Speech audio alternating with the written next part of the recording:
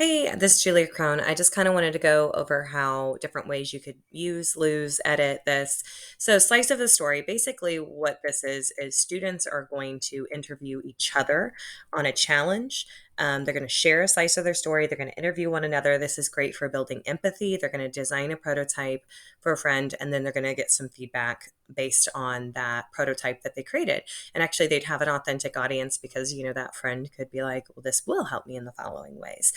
I do want you to know some adaptations that I see happening here is that instead of it being your students, could it be based on your curriculum of a book that you're reading? Are there multiple characters, or is there a complex character that we need to get to know better? I think about a social studies class. Are there key historical figures? Is that this at the end of the semester, and you kind of have a lot of people that they could pick that you've learned about throughout the year, and they can share a slice of their story of that historical figure. I even think about too, there was a project that I did with a panel where students researched issues in India. And could that be sharing a story from that particular country?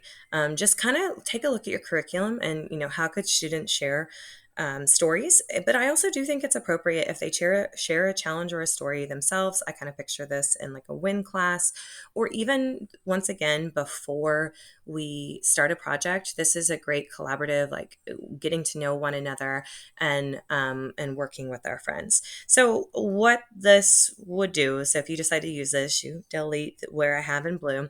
That first activity, this is a note for you, just kind of going over what's going to happen. Students, I have a writing prompt. All of these are editable, because what's going to happen is if you click that, it'll make you a copy. And so, what's been your biggest challenge this year and why? So, you could keep that. You could make your own. We could also go to the slice of story of tell me the story about Benjamin Franklin, or tell me the story of this particular character. So now we're going to podcast interview. If we are going the way that this is set up, where they're interviewing one another, they're basically getting to the gist of like, what is the challenge? What's going on? What are some of the problems? Like, why is this the challenge for you? And they're going to interview each other and ask questions. And so if I was interviewing my friend who had the issue, that I would be leading that podcast, and I would be submitting that basically voice note that I go through as well too.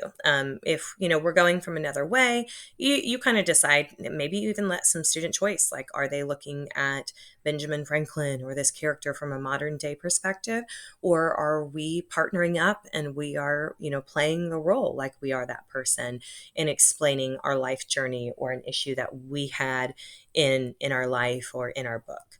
um, then there is designing a prototype. And when we design a prototype, the way that I ran this one was a physical prototype. And it actually, with my suggestion was just with Play Doh. So you can have students sketch, you could have students physically create something, or they could quickly create something. You're in charge, your timeline of how much time do you want to spend on this. And so they're going to make something once they've identified a need, they're going to create their prototype. And then what I have them doing for this particular one is going on Flipgrid and basically practicing 1 to 2 minute speech, basically a slam of like, this is why this is going to help my friend. This is what I heard, and this is why I designed this. They need this so that they can. And even now, I'm looking at it, I'm wondering, I'm like, well, should that be up in the interview portion? So also maybe have that up while students are interviewing, where we're thinking about, what do we need to know? What are they hearing? What are they feeling? What do they need to do? What truly is their issue? And then finally, flipping feedback. We need some feedback on anything that we create. It's invaluable to the design process. And they need these experience of giving and receiving feedback. I lived in the middle school for a very long time.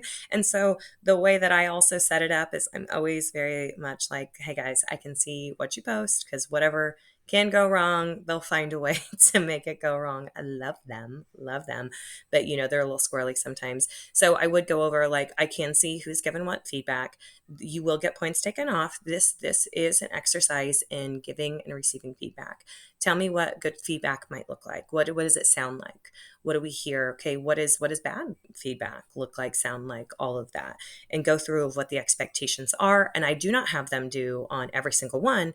We pick 1 to 2, or I assign ones to give feedback to. I think this would be especially important if you did have them interview each other for the challenges. We definitely want that original person, that original user that it was designed for, to be able to give some feedback on that of like, oh wow, this is something that I could use and is a great idea.